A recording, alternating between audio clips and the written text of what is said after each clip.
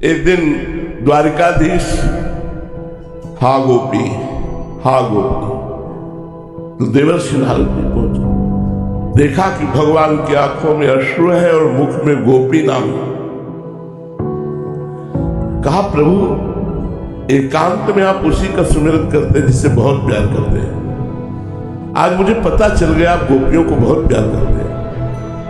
क्या हम में से कोई ऐसा भक्त नहीं है जो कभी आपको एकांत में ऐसे याद आता हो? भगवान ने देवर्षि नारद जी से कहा कि हम इंतजार ही कर रहे थे कि आप आए और मैं अपनी पीड़ा बताऊं। आज मेरे उदर में बहुत पीड़ा हो रही है। पीड़ा हो रही? हाँ।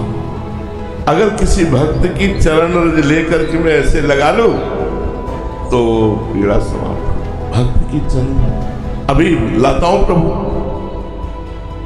अब जिस भक्त से कहे कि आप भगवान के भक्त हैं, अपनी चरण रज दे दो, भगवान के उदर में पीड़ा है, भगवान लगाए। भगवान नरक भेजोगे, भगवान के लिए हम चरण रज दें?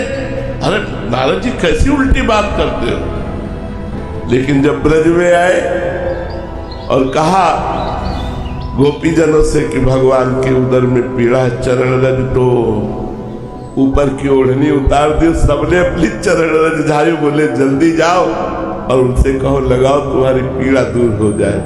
तो बोली तुम्हें पता है भगवान को चरण रज दे रहे नरक जाओगी?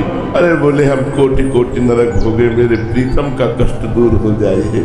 जब जाके बात कही तो भगवान के आंसू आ गए और कहा तुम भी तो भक्त थे, तुमने अपनी चरण रज दी क्या?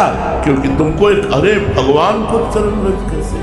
अपनी चरण रज नहीं, सर्वस्व भगवान। ऐसा समर्पण तो फिर मालिक और उसका खेल बराबर होता है। ये भगवान के पार्षदों का खेल है, साधारण का खेल नहीं है। काशी में प्रिया प्रीतम की उपासना करने वाले वैष्णव रहते थे। तो काशी के विश्वनाथ जी के जो निजी सेवक थे बड़े ज्योतिषाचार्य थे, तो उन्होंने ज्योतिष ऐसे ही लगाई। तो ज्योतिष में निकला कि कल 12 बजे मिलेक्ष सेना आएगी। उस समय मिलेक्ष बादशाह थे। मिलेक्ष सेना आएगी और इनको बंदी बनाएगी, इनके घर को तहस नहस कर देगी। तो दूसरे दिन 12:15 बजे 12:30 बजे पहुंचे वहां देखने के लिए कि मेरे ज्योतिष सही है कि भगवान विश्वनाथ जी के द्वारा दी।